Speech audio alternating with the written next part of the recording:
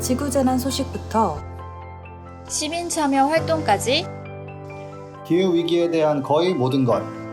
기후 시민 백과가 소개해드립니다. 채널 고정. 안녕하세요. 팟캐스트 기후시민백과입니다. 기후위기 시대에 그린피스와 시민분들이 함께 만들어온 변화 그리고 함께 만들어갈 미래에 대해 이야기합니다. 안녕하세요. 그린피스 서울사무소의 유지연 시민참여 캠페이너 aka 제인이라고 합니다. 겨울에 태어나 여름이 너무나 힘든 사람 중에 한 명입니다.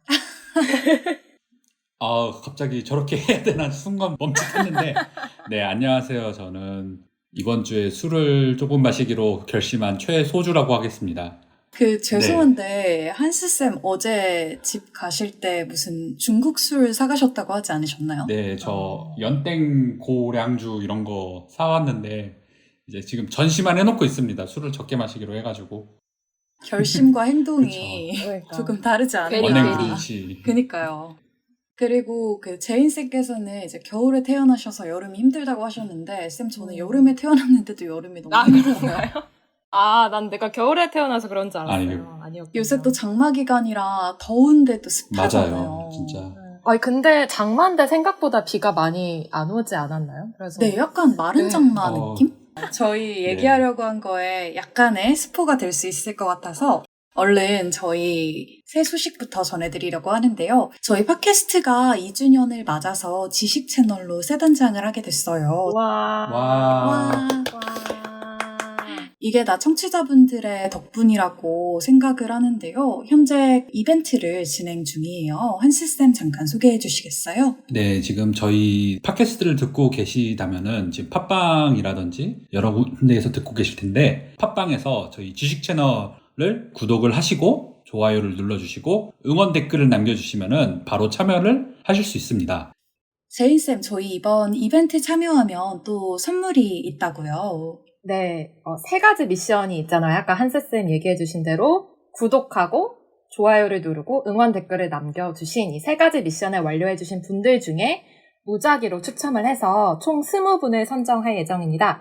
그러고 나서 그분들께 제로 웨이스트 브랜드인 더피커 모바일 상품권과 플라스틱 제로 에코 키트를 보내드릴 예정인데요. 근데 제가 한 가지 궁금한 게 있었어요. 네. 지금 채널 이름을 지식 채널로 바꾸셨잖아요. 네네. 이 앞에 G가 그린피스의 G인 것 같은데, 그럼 좀 발음을 할 때 좀 신경을 써서 발음을 하는 게 좋을까요? 뭐, G식 채널이라든지. 사실 영문 G가 이제 한국말로는 지라고 표기를 하게 되어 있잖아요. 그렇게 네, 되는군요. 그래서 지식이라고 말씀을 해주셔도 좋고 제인쌤이 원하신다면 그렇죠. 이제 영문 발음으로. 영문 하셔도 발음으로. 되고. 네. G식 한번- 채널이라고 해도 될까요? 네네네. 네, G식 저희 채널. 그린피스의 스타일대로 환경 이슈들을 소개하는 채널이다 보니까 지식 채널이라고 네. 저희들이 새로운 모습으로 나타났으니까 많은 관심과 참여 부탁드리고 이벤트도 많이 부탁드립니다. 이름 너무 잘 지은 것 같아요. 자화자찬. 네, 저희 지식 채널로 2주년 맞이 새 단장을 한 만큼 청취자분들의 더 많은 관심과 또 사랑 부탁드리겠습니다. 그럼 방송 광고 듣고 세계 곳곳에서 일어나고 있는 기후 재난에 대한 소식을 소개해드리도록 하겠습니다. 안녕하세요. 오늘 마쇼호스트 똑이에요. 오늘 소개할 제품은 바로 크릴 오일입니다. 요즘 사람에겐 필요 없는 크릴 오일 찾으시는 분들 많으시죠? 남극의 펭귄과 고래의 주식인 크릴, 먹지 말고 양보하세요. 크릴 보호와 함께 전 세계 바다의 30%를 보존하기 위해 지금 바로 인터넷 검색창에 그린피스 해양 보호를 검색해보세요. 네, 지금 본격적인 휴가철이 시작됐는데요. 아무래도 코로나19 신규 확진자가 급증하면서 사실 예년과 같은 휴가를 즐기지는 못하고 계실 것 같아요. 그런데 제인쌤이랑 한스쌤은 코로나19가 없었을 때 좀 휴가를 간다 하면 어떤 부분을 가장 먼저 고려하셨나요? 사실 저는 저번 주에 여행을 다녀왔습니다. 그런데 쌤들이 아까 마른 장마 같다라고 말씀을 해주셨잖아요. 네네. 제가 남부지방에 휴가 갔었을 때는 정말 이런 폭우가 없었던 그러한 맞아. 남부지방은. 호우 맞아. 피해가 엄청 나더라고요. 심각했어요. 그래가지고 비도 많이 오고 그래가지고 오션뷰였는데 안개뷰만 보고 오고 그랬었습니다. 그래서 여행 갈 때 어딜 가는지 그리고 누구랑 가는지도 중요한데 날씨가 정말 중요하다는 거를 이번에 다시 한번 느끼게 되었습니다. 그래서 그 남부지방에 폭우 피해 입으신 분들이 많으신 걸로 알고 있는데 하루빨리 복구되고 네. 일상으로 복귀하실 수 있도록 기원하겠습니다. 그러면 제인쌤은 어떠신가요? 저는 사실 이 휴가라는 되게 소중한 시간이잖아요. 그 시간을 누구랑 보내느냐가 가장 중요한 것 같아요. 하지만 네. 정말 아무리 소중한 사람과 같이 시간을 보내더라도 날씨가 별로면은 그 한세쌤 말씀하신 것처럼 그 귀한 시간을 다 망치더라고요. 그래서 제가 요즘에 빠진 네. 취미가 별을 보는 취미가 생겼는데 오. 별을 보려면 쌤들 잘 아시겠지만 날이 되게 맑아야 하거든요. 그리고 비도 오면 안 되고 양평이나 가평 이런데 좀 외진 곳에 가면 빛도 없고 그런 데 가면 되게 별이 잘 보여요. 네, 근데 그런 별을 보는 환경이 되려면 사실 대기 질도 중요하고 날씨도 좀 쾌청해야겠죠. 네. 그래서 날씨의 중요성을 많이 체감을 하고 있습니다. 네, 한스쌤 그리고 제인쌤 모두 휴가를 가실 때 공통적으로 날씨를 본다 이렇게 말씀을 해주신 것 같아요. 사실 7월 초부터 제주도에 장마가 시작됐고 또 그 주말에 전국적으로 장맛비가 확대가 됐는데 저희가 마른 장마 뭐 이런 얘기 했잖아요. 저는 지난달에 이미 장마가 시작된 줄 알았었거든요. 맞아요. 저도 지난 6월 생각해서 돌이켜보면은 비는 비인데 소나기처럼 진짜 잠깐씩 내리는 비들이 엄청 잦았던 것 같아요. 맞아요. 특히 주말에. 맞아요. 제가 주말에 잠깐 어디를 나갔다 오는데 창문을 다 열고 나간 거예요. 이제 볼일을 보고 딱 나왔더니 비가 너무 쏟아져서 와, 이 집을 어떻게 가야 되지? 하고 발을 동동 구르다가 결국 여차저차 집을 왔어요. 왔는데 집을 좋나요? 오는 게 문제가 아니었던 아. 거예요. 창문 열어놔서 네, 집에 진짜 홍수가 난 거예요. 거의 거실은 전체가 다 물이 들어와 있고 아, 진짜요? 침대가 다 젖어 있고 빨래 다 젖어 있고 그래가지고 좀 고생을 했었어요. 밖에 나갈 때는 창문을 꼭 닫아야 되겠구나. 그렇게 생각을 했는데 그만큼 정말 지난달에 비가 자주 왔던 것 같아요. 그리고 한스쌤께서 또 소나기 얘기를 해주셨는데 기상청이 또 올해 유독 소나기가 잦은 이유를 기후변화로 인한 이상기후 현상 중에 하나인 블로킹에서 찾고 있다고 하더라고요. 블로킹이 뭐예요, 나연쌤? 설명해주세요. 네, 이 블로킹은 중위도에서 고기압과 저기압의 위치 변동에 따라서 편서풍이 약화되거나 또 남북으로 부는 바람이 강화되면서 장기간 대기가 정체하는 현상을 의미한다고 해요. 이 블로킹의 원인에 대해서 기상청은 기후위기에 영향이 있을 거다 이렇게 분석하고 있다고 하더라고요. 우리나라에서 흔히 그 열돔 현상이라고 불리는 것이 나연쌤이 소개해준 블로킹 현상으로 나타나는 그런 이상기후 현상이라고 알고 있어요. 그래서 이런 블로킹 현상이 생기면서 그런 기상 예측의 불확실성도 커지고 있고 그러다 보니까 다양한 이상기후 현상도 발견되고 있다고 합니다.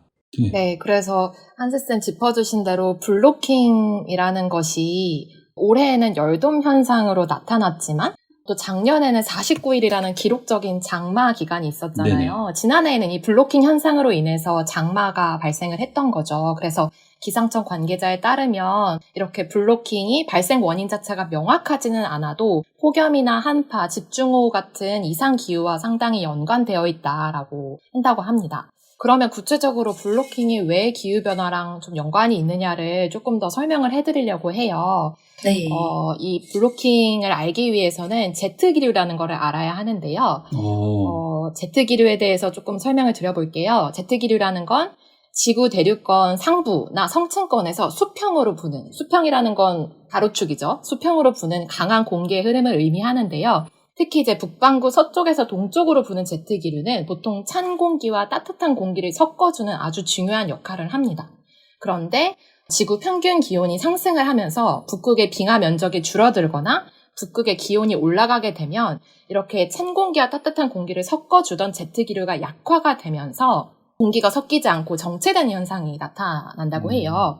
Z기류가 약화가 되면서 올해에는 열돔 현상이 심화가 되고 있다고 하죠. 이해가 되셨나요? 네. 너무 어렵나요? 아니요. 조금 어려운데 제인쌤께서 쉽게 잘 설명을 해주신 맞아요. 것 같아요. 그래서 이제 혹자는 이 블로킹 현상을 동맥경화랑 좀 비유를 하기도 해요. 동맥경화라고 하면 이게 혈관에 그쵸. 콜레스테롤 이런 게 쌓이면서 막히는 그쵸. 거잖아요. 그러니까 지구에도 이런 블로킹 현상 때문에 대기 동맥경화가 생긴다. 그러니까 대기가 흐르지 못하고 정체된다라고 설명을 하기도 해요. 동맥경화라고 하니까 뭔가 오, 네, 이해 잘 되는 것 같아요. 오. 네. 저도요. 이게 그렇죠. 더 이해가 잘 아, 되는 그래요? 것 같습니다. 네. 제인쌤께서 열돔 현상에 대해 얘기를 해주셨는데 또 이 현상으로 최근에 미국 서부와 또 캐나다에서 막대한 피해가 발생했다고 들었는데요. 최근에 사실 미국과 그다음에 캐나다 또 러시아도 폭염 현상이 되게 심각하다고 쌤들 알고 계실 텐데 네, 진짜 네, 저희 심각하더라고요. 그린피스 채널에도 얼마 전에 소개되었던 이야기인데요. 캐나다 서부에서 홍합이나 조개, 불가사리 등 해양 생물들이 떼죽음을 당했다. 그 이유가 유례없는 폭염이 2주 넘게 지속이 되면서 이렇게 그 해양 생물들이 집단 폐사하는 현상이 일어났다고 하기도 하고 미국의 데스밸리 같은 경우는 막 50도가 넘는 정도로 온도가 올라가서 이게 그 기상청에서 관측한 이래로 거의 두 번째로 되게 높은 기록이라고 하더라고요. 그리고 되게 다양한 지역의 캐나다 같은 경우도 에어컨이 사실은 그쪽은 워낙 시원하고 좀 선선한 곳이기 때문에 에어컨 자체가 많이 없는데 그런 네. 상황에서 이렇게 폭염 현상이 지속이 되니까 더 많은 피해를 받고 있다고 알고 있습니다. 50도라는 그 온도가 상상이 잘 상상이 안 안 돼요. 되죠. 그쵸. 네. 정말 심각한 것 같아요. 그리고 폭염도 문제지만 사실 미국 서부 캘리포니아주 같은 경우는 계속된 폭염으로 인해서 산림이 건조해지다 보니까 또 산불이 나게 되면 걷잡을 수 없이 확산이 되고 있다고 해요. 네. 그리고 미국 애리조나주에서는 산불을 진화하려고 나섰던 소방관 2명이 목숨을 잃기까지 했다는, 그러니까 그만큼 지금 산불도 되게 큰 문제다. 그러니까 폭염이랑 산불 이렇게 정말 큰 재난 상황들이 연이어서 일어나는 상황이고요. 캐나다 같은 경우는 이제 주말 새에, 그러니까 7월 10일과 11일 네. 이 이틀 사이에 50건 이상의 산불이 발생했다고 해요. 그러니까 아이고. 네, 이틀 사이에 이렇게 많은 산불이 발생을 했고, 그래서 네. 국가 차원에서 추가 화재 예방을 위한 비상사태를 선포한 상황이라고 합니다. 특히나 이런 폭염이나 산불은 그 자체로도 위험하지만 이게 전력 공급에도 영향을 줄 수 있기 때문에 추가적인 네. 피해가 우려되는 아주 심각한 상황이라고 할 수 있습니다. 근데 또 문제가 이제 지금이 건기나 이제 산불 시즌이 아니라는 거죠. 맞아요. 그 피크 시즌이 아닌데 지금 이 정도의 피해가 발생하고 있다는 게 정말 우려스러운데요. 우리나라 같은 경우에도 이제 산불 발생 건수가 좀 변화하고 있다면서요. 네, 맞습니다. 우리나라의 그 산불 발생 건수 상황을 좀 소개를 해드리면요. 산림청에서 발표한 산불 통계 연보에 따르면 산불 발생 건수가 최근 10년 동안 평균 31% 정도 늘어났다고 해요. 그래서 산림 피해 면적은 10년 동안 평균 1120헥타르, 그러니까 161% 정도 증가했다고 해요. 그러니까 거의 2배까지는 아니지만 160%나 더 산불에 피해를 보고 있다고 하는 거고요. 산림청 관계자는 최근 2년 새에 산불 피해 건수와 피해액이 늘어난 원인과 관련해서 이거는 기후변화의 영향으로 인해서 산불의 강도가 더 대형화되고 강화되고 있다라고 설명을 합니다. 그러니까 보통 제가 시민분들이랑도 이야기를 하다 보면 네. 산불이랑 기후변화랑 관련이 있는 건가요? 이런 질문을 하시는 분들이 종종 계세요. 그런데 지금 이미 이렇게 산림청 관계자, 그러니까 국가 정부 차원에서도 이게 기후변화랑 아주 강력한 연관관계가 있다라고 설명을 하고 있는 거죠. 네, 산림청 관계자분이 말씀해 주신 것처럼 우리나라에서도 산불이 기후이기 때문에 점점 더 커지고 있고, 그리고 이거에 대해서 우리나라에서도 좀 더 적극적으로 대응을 해야 된다라는 그런 생각이 든 것 같습니다. 네, 맞습니다. 기후변화가 정말 우리가 너무 덥고 너무 습하고 해서 생기는 문제에만 국한되는 게 아니잖아요. 그렇기 때문에 이제 기후재난이라는 용어가 등장을 하게 된 네. 거고, 사실 이 용어는 이제 정말 이 상황을 재난과 동등한 상황으로 보고 대비를 하자라는 경각심을 좀 일깨워주기 위해서 생긴 용어잖아요. 이러한 기후재난에 대응하기 어려운 사각지대에 대해서 한스쌤이 조사해 오셨다면서요? 네, 제가 이상기후 현상으로 기후재난이 사회적 약자들에게는 어떻게 더 취약하다는 그러한 내용을 담은 보고서가 있어서 이번에 가져와 봤습니다. 제가 최근에 블룸버그 그린 기사에서 그 기후변화로 인해 전 세계적으로 연간 약 500만 명의 사망자가 발생하고 있다는 내용의 기사를 네. 봤는데요. 그래서 한스쌤께서 가지고 오신 그 보고서가 더 궁금한데요. 어떤 기관에서 낸 어떤 제목의 보고서인가요? 유엔 난민기구에서 발행이 되었고요. 보고서는 영어다 보니까 한글로 번역해서 말씀드리면은 기후변화의 맥락에서 사회적 약자의 권익 증진 및 보호에 관한 분석적 연구입니다. 보시면은 무슨 말씀이신지 이해가 가시나요? 네, 네, 좀 네. 더 설명해 여기서 주세요. 말하는 그 사회적 약자라는 게 이런 신체적인 장애뿐만이 아니라 고정관념이나 이런 오명 등으로 생긴 벽을 의미하기도 하는 건데요. 그래가지고 문화적으로나 경제적, 제도적, 정치적, 사회적으로 소외된 사람들이 기후위기로 인해서 어떠한 위험에 처해 있는지를 좀 알려주는 보고서라고 할 수 있습니다. 그러면 보고서에서 이야기하는 이 사회적 약자들에게 기후위기가 어떤 영향을 미친다고 나와 있나요? 우선은 기본적으로 이런 응급 상황에 노출될 환경이 사회적 약자들은 좀 더 많아지게 된다라고 하는데요. 일단은 기온이 올라가면서 온열 질환 같은 것들이 좀 더 많이 발생을 할 수 있고, 그리고 모기 등과 같은 기존에 없었던 새로운 질병에 노출되거나 이런 것들을 제대로 치료받지 못할 가능성이 높아지게 됩니다. 그리고 네. 먹거리나 식수, 그리고 위생 등과 같은 기본적인 생활과 밀접한 부분부터 인프라, 여러 가지 사회적인 인프라란 교육이나 아니면은 주거와 같은 사회적인 인프라나 양질의 일자리에 대해서도 사회적인 약자들은 제대로 제공을 받지 못한다고 보고서는 언급을 하고 있는데요. 이러한 사회적 약자들이 낮은 소득으로 이렇게 생계를 이어가지 못하다 보니 기아나 질병 등을 통해서 기후 위기의 영향을 또 계속적으로 노출하고 경험하게 되는 악순환이 될 거라고 이렇게 전망을 하고 있습니다. 제가 환경정의재단의 네. 보고서에서도 좀 비슷한 내용을 본 기억이 나는데요. 이제 기후위기로 인해서 식량, 물을 포함해서 국가와 인간이 안전하고 또 건강하게 살 수 있는 필수 자원이 부족해지게 되면서 특히 빈곤 비율이 높은 국가에 영향을 미치게 되고 또 정치적인 혼란 그리고 국가 불안을 야기해서 결국 대규모의 이주를 하게 된다는, 결국에는 기후 난민이 발생하게 된다는 그런 내용이었는데요. 네, 보통 난민을 생각하시면 어떤 정치적인 상황이나 분쟁, 전쟁으로 인해서 발생하는 현상이라고 보통 생각을 많이 하실 텐데요. 기후 난민이라는 게 더 이상 좀 어색한 표현이 아니게 됐습니다. 실제로 통계를 보면 지난 2016년에 기후위기로 인한 기상이변으로 인해서 발생하는 기후 난민의 수가 무려 2,350만 명에 달한다고 해요. 우리나라 인구의 절반에 해당을 하는 거죠. 조금 더 넓혀서 보면 2008년 이후로 기후 난민은 매년 평균 2,170만 명이 발생을 하고, 이거를 조금 더 여러분들이 와닿게 환산을 해보면 일본에 41명씩 기후 난민이 발생한다고 해요. 와, 진짜 어마어마한 어마어마한 수치네요. 네, 일본에 41명이면 그래서 이러한 기후위기에 빨리 대응을 하지 않게 된다면 앞으로는 최대 7억 2천만 명이 극도의 빈곤 상황에 빠질 수 있고 수백만 명의 기후난민이 발생할 수 있다고 전문가들이 경고를 하고 있습니다. 이러한 또 기후 난민, 또 기후 재난 문제로 인해서 또 분쟁도 발생하고 있다면서요.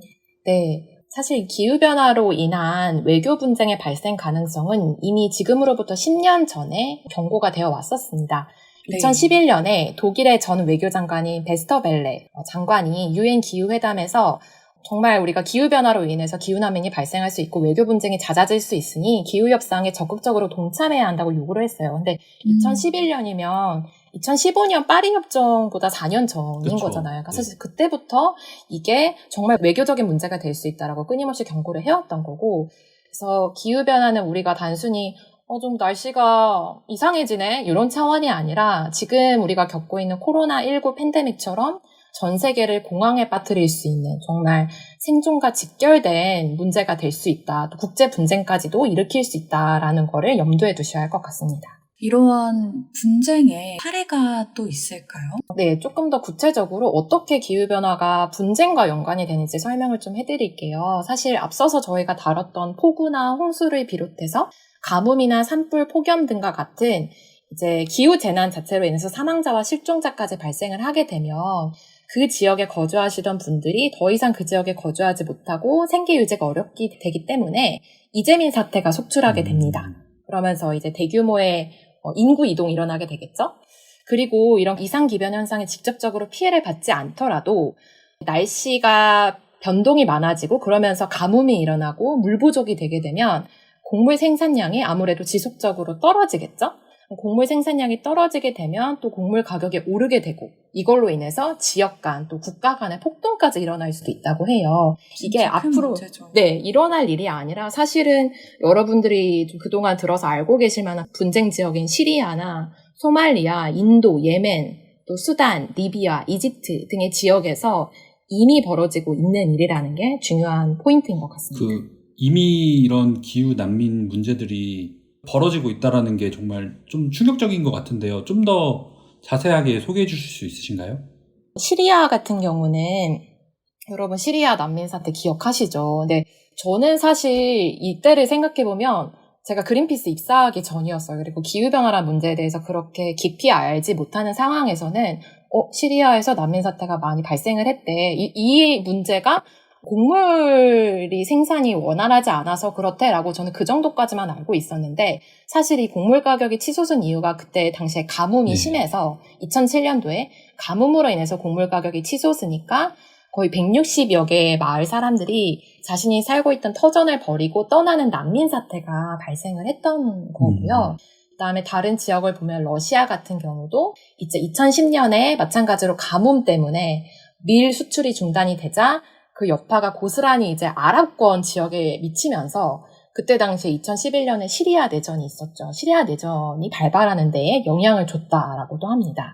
이것뿐만 아니라 수단 서부에서는 2003년부터 2010년까지 다르푸르 지역에서 이제 유혈 분쟁 사태가 발생을 했었는데 그 출발점이 바로 가뭄으로 인해서 식량난을 겪다 보니까 그것이 결국에는 아프리카계의 민족들을 학살하는 그런 종족 분쟁으로까지 확대된 그런 사건이 있었습니다. 그래서 이런 비극적인 사건들을 보면 이런 국제분쟁 사례들을 표면적으로만 보면 이게 기후변화에 영향을 받는다고 생각하기 쉽지 않을 수도 있는데요. 근데 사실 그것에 근본적으로 영향을 준 것이 기후변화에 의한 가뭄과 같은 이상기후 현상이라고 생각을 하신다면 정말 기후변화 문제가 심각하구나라는 것을 깨달으실 수 있을 것 같아요.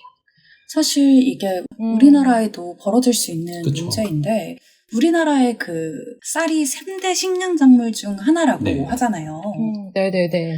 우리나라의 주식이기도 하고요. 맞아요. 근데 이 쌀 같은 경우에도 이제 이상기후 때문에 뭐 개화를 할 시기에 또 한파가 몰려온다거나 뭐 이런 일들이 있으면 이게 제대로 개화를 하지 못하게 된다고 해요. 근데 이런 곡물 같은 경우에는 사실 그 생산량 대비 무역량이 굉장히 적어요. 특히 쌀 같은 경우에는 9.2%밖에 되지 않거든요.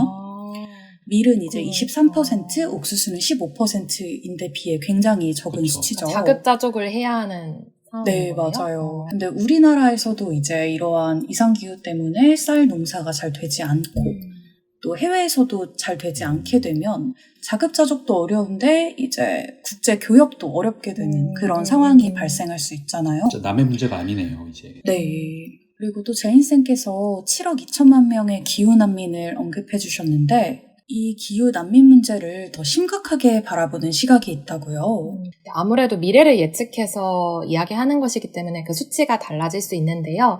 지난해 10월에 경제평화연구소가 발간한 생태학적 위협 기록부에 따르면 2050년에는 이렇게 기후위기나 극단적인 기상현상이 이어지게 되는 걸 전제로 했을 때 전 세계에서 12억 명 이상의 기후난민이 될 것이라고 예측을 하고 있어요. 그러니까 아까 7억 2천만 더 명보다 많네요. 5억 네. 명이 더 많은 숫자인 거죠. 네.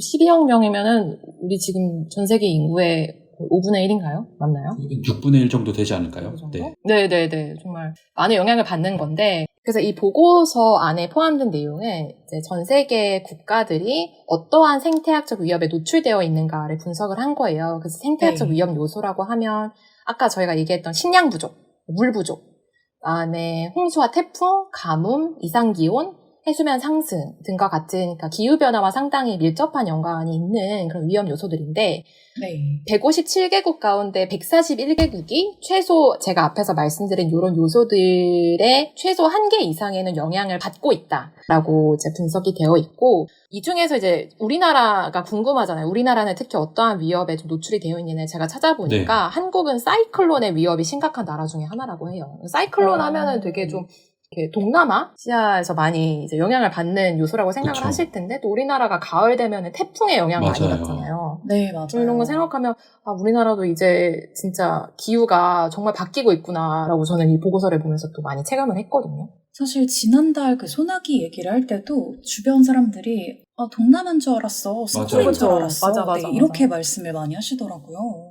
이제 또 한스쌤께서도 비슷한 내용의 보고서를 조사해 오셨다고요. 네, 세계 기상기구에서 이번에 지난 5년 내 기온이 1.5도 상승에 도달할 거라는 그러한 경고를 한 보고서가 있었는데요. 그러면 2025년에 이미 1.5도를 상승해버린다 이런 내용인가요? 네, 2025년에도 1.5도 상승까지 도달할 수 있다라는 이러한 경고를 보내는 보고서입니다. 그래서 대홍수라든지 가뭄, 이런 열대 폭풍이 증가를 하고 아까 제인쌤이 앞에서 설명했던 해양 온난화로 인해서 해양 생물종들이 대량으로 폐사하는 등 저희들이 자주 1.5도를 넘지 않게 하기 위해서 노력하는 것이 중요하다 이런 이야기를 많이 하잖아요. 그런데 이런 것들이 이제 5년이 안 남을 수도 있다라는 이러한 내용의 보고서들도 나오고 있어서 어떻게 이제 1.5도가 넘지 않도록 대응을 해야 되는지가 정말 중요한 때인 것 같습니다. 와, 정말 우리가 이야기를 할 때 이제 국제사회에서 금세기 말, 그러니까 2100년까지 지구 평균 온도를 산업화 이전 대비 1.5도 이내로 제한을 하자라고 얘기를 하는데 사실 이게 뭐 4, 5년 안에 1.5도에 도달을 해버린다고 예측을 하는 보고서라면 너무 좀 상황이 생각보다 더 긴급하다는 생각이 들고요. 사실 지난 지피지기 초대석에서 이제 남성현 교수님께서 기온이 아니라 기후의 1도가 변하는 것은 엄청난 변화다. 이렇게 말씀을 해주셨잖아요. 정말 뭐 정부, 기업, 시민 너나 할 것 없이 우리 모두가 지금 이 경각심을 가져야 될 때가 아닌가 하는 생각이 드는데요. 특히 정부의 역할이 또 중요할 것 같아요. 저희가 크고 빠른 변화가 필요한 시점이잖아요. 이 기후위기 대응에 힘쓰면서도 또 이미 일어나고 있는 또 예측되고 있는 재난에 대한 대비에도 힘써야 되지 않을까 싶은데요. 네, 특히 정부에서 이런 기후에 대한 재난을 대비할 때 가장 얘기하는 것 중에 하나가 군대에서 이런 기후재난에 대비해야 된다 이러한 얘기들을 많이 하곤 하는데요. 쌤들 혹시 다들 군대에 다녀오셨죠? 군대 관련 영상을 많이 봤습니다. DMZ로 현장 학습을 다녀오고 있습니다. 네. 제인쌤은 그러면은 강철부대로 이제 군대에 대해서 배우신 건가요? 정말 요즘 난리죠. 네, 시즌 1이 끝나가지고. 한세쌤 네. 군대 네, 저는 다녀오셨어요? 강원도 인제에서 다리를 만들고. 그런 일까지 하나요? 그렇죠. 네. 왜냐면은 다리가 폭파가 되거나 이랬을 때 네. 민간인 분들의 그런 이동을 도와준다라든지 아니면은 어디를 이동하기 위해서 다리가 끊어졌을 때 그거를 복구를 해야 되잖아요. 네, 맞아, 네. 한세쌤이 원래 영문과 가시기 전에 맞아요. 건축과이셨어요. 되게 정확하게 그래서 아시네요. 다리를 네네. 하신 거예요. 그래가지고 제가 다리를 공병대에 지으신 거가. 있었었는데 실제로 이게 지난 그 호우 피해 때 제가 찾아보니까 그 다리가 유실되거나 부서진 경우에 군대에서 이렇게 나와가지고 다리를 만들어주거나 하는 그러한 기사들도 있더라고요. 네. 맞아. 그리고 막 침수 피해 지역 항상 이제 그런 뉴스 네. 보면은 항상 우리 맞아요. 군인들, 우리 장병들이 맞아요. 가가지고 재민 피해 복구하는 복구라고 데 도움 하는데, 주시고 네. 그러잖아요. 네, 그런 거 그러니까. 많이 하고 그렇습니다. 맞아요. 이렇게 이 국민의 안전을 지키는 곳이 존경합니다, 여러분. 네. 네. 모두들 건강하시길 바랍니다. 듣고 계시나요? 이 팟캐스트. 국군 장병 여러분들 모두 힘내시길 바랍니다. 아까 그 다리 얘기도 해주셨고 제인쌤이 대민 피해 지원 얘기도 해주셨던 것처럼 이렇게 국민의 안전을 지키는 곳이 바로 군대잖아요. 그러다 보니까 네. 기후위기가 심해지고 이게 국민의 안전에 직접적인 위협이 되고 있기 때문에 군대도 이제 기후위기에 맞서서 대응을 하기 시작했습니다. 그래가지고 국제기후안보군사협의회라는 아주 어려운 이름의 국제기구가 있는데요. 이곳이 기후위기가 국가 안보에 미칠 위협을 예측하고 대응책을 마련하기 위해 조성된 협의체인데 이곳에서 6월에 발표한 기후안보 보고서에 기후안보 전문가들을 대상으로 한 기후안전 위험 의식을 조사했습니다. 근데 혹시 어떤 결과가 나왔는지 아실까요? 그러니까 앞으로 이제 어떤 것들이 국가의 위기가 될 수 있을 거다 이거에 대해서 설문조사를 실시한 거예요. 아, 네. 왠지 그거 네, 나올 어떤 것 것들이 같아요. 나올까요? 지금 바이러스, 팬데믹 사태니까 음. 뭐 바이러스가 위험하다 이런 내용 나오지 네. 않았을까요? 나연씨는 어떻게 땡인가요? 생각하시나요? 저는 네. 저도 제인쌤처럼 보건 안전에 대한 얘기가 있었을 것 네. 같고 또 이제 생물 다양성에 대한 얘기도 있었을 것 같아요. 나연쌤이 그나마 비슷하게 맞추셨는데 세계 안보 전문가들이 가까운 미래 순서대로 응답자들이 뽑은 가장 위험한 기후 요소는 21년이 물 모환입니다. 우리 곧이죠? 네, 올해네요. 올해 이제 물이 가장 중요한 보안 이슈로 다가올 것이다 이렇게 예측을 했고 실제로 지금 북미라든지 캐나다에서 일어나는 이런 열돔 현상이라든지 이런 것들의 온열 질환 문제에 있어서는 물이 굉장히 중요하거든요. 사막화라든지 그런 것에서도 물 이슈가 굉장히 중요하고 사실 해수면 상승으로도 이제 담수가 사라지게 그쵸. 되면 또 물 부족 문제가 발생할 수 네, 있잖아요. 그러니까 저희들이 사용할 수 있는 물이 줄어들 수 있다는 게 가장 큰 위험한 요소라고 꼽았었고 그리고 2031년에는 생태계 보완, 생물 다양성이 위험이 생길 거다. 그런 기후 요소를 꼽았었고 이제 2041년에는 이제 국가 간 보완이다. 이러한 내용을 꼽았었습니다. 여기에 또 기후위기에 대한 언급이 있었다면서요. 네, 그래서 물과 식량 안보 그리고 산불과 홍수 등 재해라든지 이런 기후위기, 해수면 상승 등이 군사시설이라든지 국가가 갖고 있는 이런 안보 계획에 악영향이 끼칠 수 있다고 이렇게 덧붙였습니다. 그리고 전 세계 군대에서도 실제로 이 기후위기로 인한 위협들을 직접적으로 대비하기 위한 움직임을 보이고 있다면서요. 네. 제가 오늘 되게 군사 전문가가 된 것 같은데 저도 열심히 조사한 내용을 그니까요. 말씀드리고 있습니다. 네. 기후 안보에 관한 국제군사위원회에서 발표한 보고서에 따르면요. 국가 안보에서 기후 위기를 해결하기 위해서는 더 빠른 조치가 필요하다라고 강조를 하고 있는데요. 여기서는 전염병이라든지 그 기후 위기, 가뭄이나 홍수 등의 다른 위기들이 기후 위기 등과 합쳐지면서 더 많은 국가들이 여러 가지 위험을 만들 수 있다 이렇게 경고를 하고 있습니다. 그러면서 보고서에서는 이제 기후 안보 위협은 사회가 이전 재해의 영향을 회복하거나 적응하기 전에 또 다른 새로운 재해가 닥치게 되고 모든 지역에서 점점 더 심화될 것이다 이렇게 말하고 있는데요.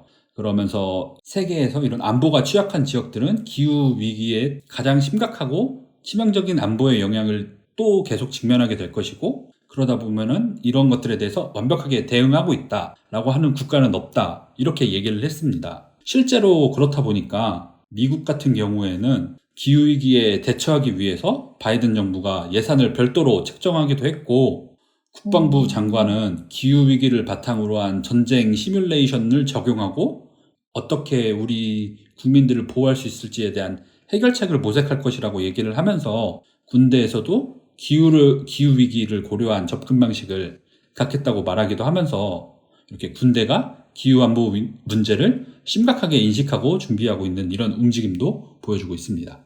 되게 공감되는 게 완전하게 어느 지역도 대비된 곳이 없다고 말씀하셨잖아요. 네. 근데 지금 열돔 현상으로 많은 피해를 받고 있는 곳이 또 미국이나 캐나다 같은 그러니까 흔히 말해서 경제적으로 선진 국가라고 여겨지는 국가들인데 그렇죠. 이런 국가들도 기후위기나 이상기변 현상에 정말로 자유롭지 않고 이게 딱 닥쳤을 때 정말 큰 피해를 또 받고 있으니까 이런 부분이 되게 공감이 많이 되는 것 같아요. 네, 그리고 또 이 기후 위기를 또 전쟁과 같은 위기로 보고 대응을 하고 있다는 이야기도 기억에 남는데요.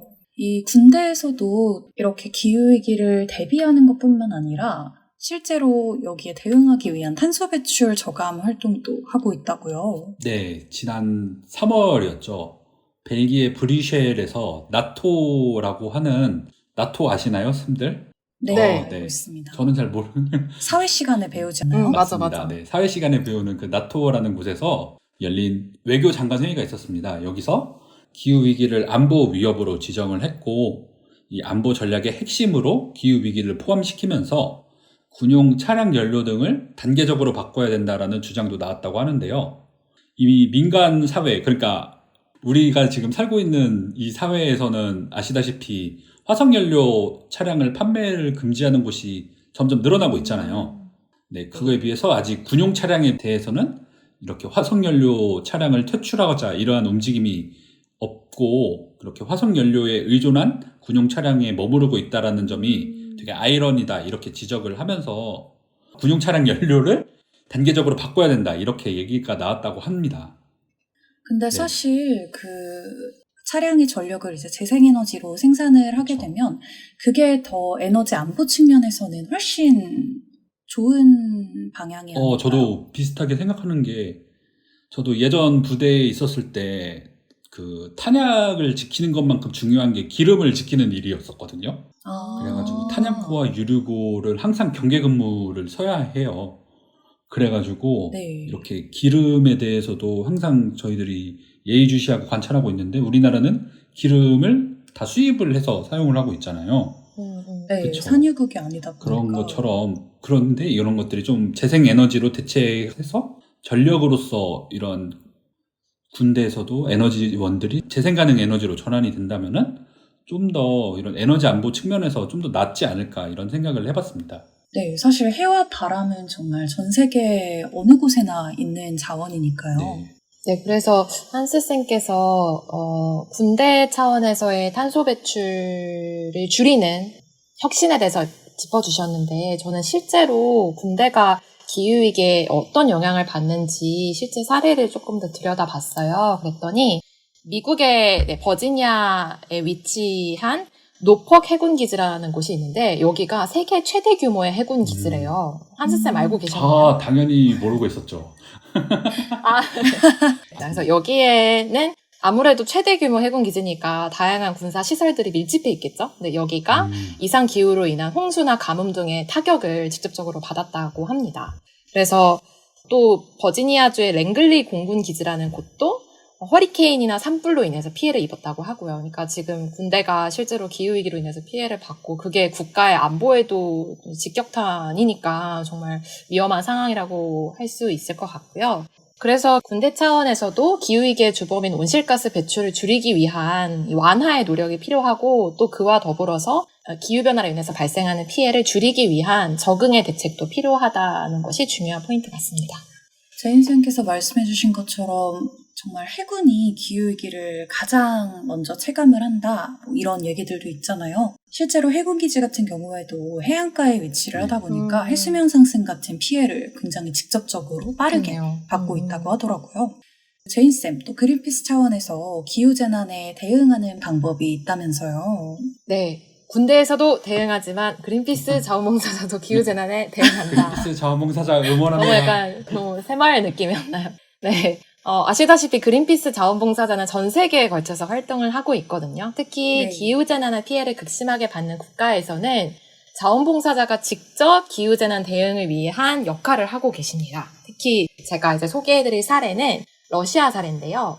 네. 러시아에서는 법적으로 여성이 소방관이 될 수 없다는 사실을 알고 정말요? 계셨나요? 네, 거짓말. 그렇다고 하더라고요. 그렇대요. 그런데 이제 그린피스의 여성 자원봉사자는 산불과 싸우기 위해서 직접 파이어파이터죠. 그렇죠. 소방관으로서 힘쓰고 있습니다. 안나 바스카코바 씨가 이제 러시아 그린피스 소속의 의용 소방대원이에요. 그래서 2010년도에 모스크바 일대에서 불이 나자 화재 진압을 시작했다고 합니다. 그래서 러시아 그린피스에서 시민들에게 제공하는 강좌가 있어요. 어떻게 이런 네. 산불이나 화재가 났을 때 가서 어떻게 그 진화 작업에 참여할 수 있는지 이런 거를 트레이닝을 해주시는데, 그때 이제 말씀하신 게 여성이 화재 진압을 할 수 없다는 생각은 완전히 잘못되었다. 산불이 마을 근처에 있으면 이미 여자들은 남자들과 일한다라고 말했다고 해요. 저 완전 이 말에 공감을 합니다. 안나님과 같은 자원봉사자분들이 굉장히 많다고 들었는데 네. 연령은 또 어떻게 되나요? 연령대는 정말로 놀랍게도 어린 학생들부터 50세까지 다양한 연령대의 시민들이 자원봉사자로 참여를 하고 계시고요. 소방관으로서 일을 하시는 건 아니고 일상 업무를 병행하시면서 하시는 거거든요. 근데 화재 소식이 네. 딱 들려오면 바로 출동할 정도로 아주 적극적으로 봉사활동을 하고 계시다고 해요. 그리고 진짜 멋지네요. 네, 멋지죠. 최근에 시베리아에서도 건조한 상황에서 번개가 치면서 산불이 나서 산불이 확대되는 상황인데요. 그린피스 네. 자원봉사자랑 또 직원들, 그다음에 다른 지역의 산불 진화 자원봉사자로 구성된 팀이 빠르게 꾸려져서 이 산불 진화팀이 진화 작업에 나섰고 무사히 복귀하셨다는 소식을 제가 오늘 아침에 메일로 확인을 했습니다. 너무 다행히도 너무 다행이다. 건강히 모두 진화 작업 잘 하시고 복귀하셨다고 정말 해요. 존경합니다. 정말 네. 이 소방관 분들의 이런 인력만으로는 또 이런 화재를 다 진압하기가 부족할 때가 있는데 이렇게 자원활동가 분들이 앞서서 화재 진압을 도와주시면서 굉장히 큰 힘이 되고 있는 것 같아요. 네, 맞아요.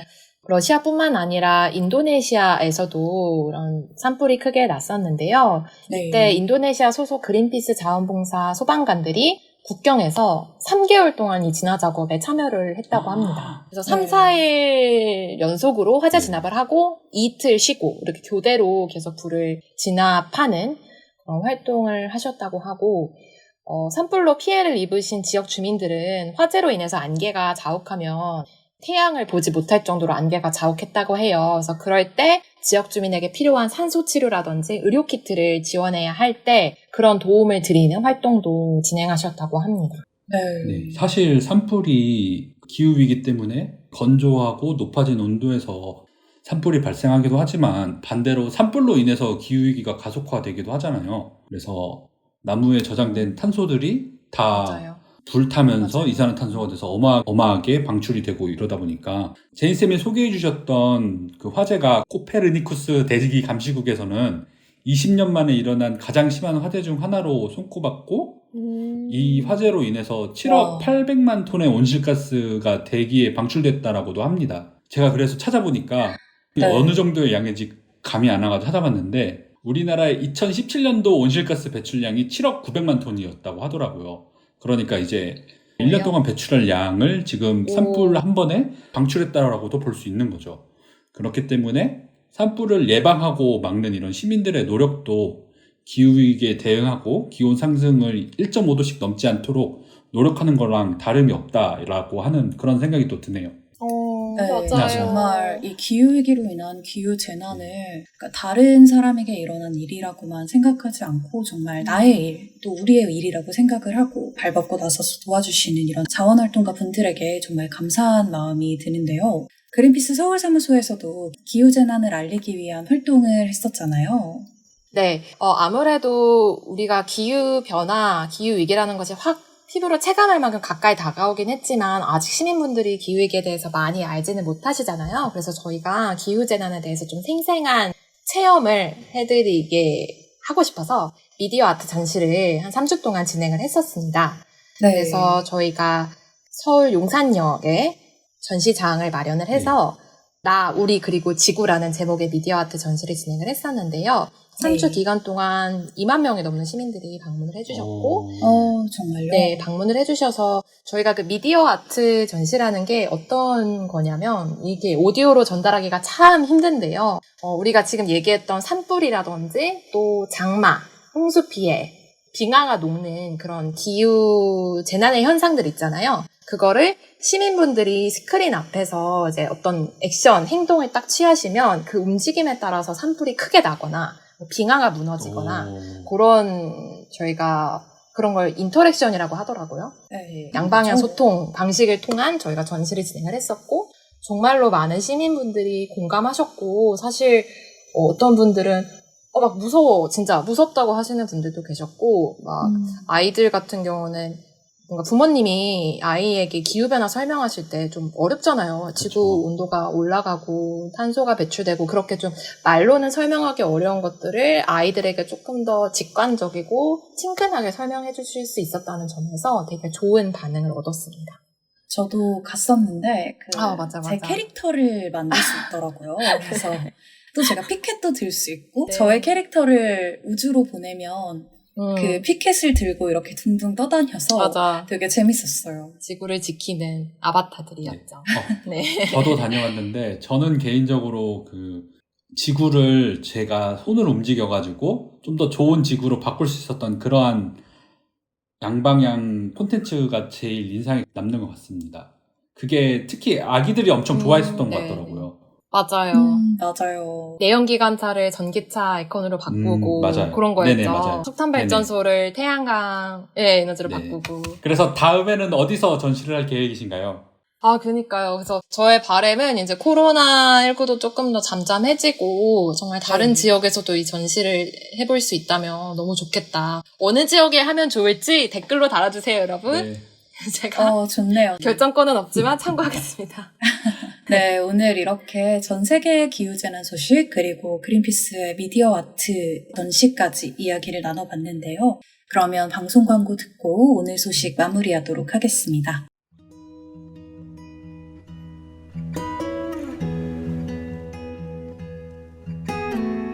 이 방송은 여러분의 소중한 후원으로 만들어집니다. 국제환경단체 그린피스 서울사무소에 후원해주실 분들은 네이버에서 그린피스 팟캐를 검색하시면 쉽게 후원에 참여해주실 수 있습니다.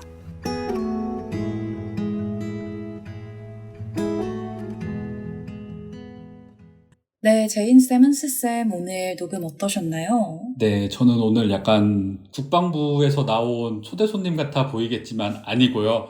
그냥 평범하게 현역과 예비군을 마친 사람으로서 오늘 여러 가지 얘기를 듣는데 저도 그렇게 가끔씩 몇 번 국민들을 위해서 몇 번 도와주러 간 적이 있었거든요. 그럴 때마다 되게 많이 고마워들 하시고 그랬던 기억이 있는데 이제 기후 재난이 정말 우리에게 한 발 더 성큼 다가온 지금 눈앞의 문제라고 생각을 하고 이러한 문제를 해결하고 그리고 이런 문제가 발생했을 때 신속하게 조치하기 위해서는 이렇게 시민과 정부, 기업들이 모두 다 힘쓰고 노력해야 되는 시점이 이제 왔다라고 생각이 듭니다.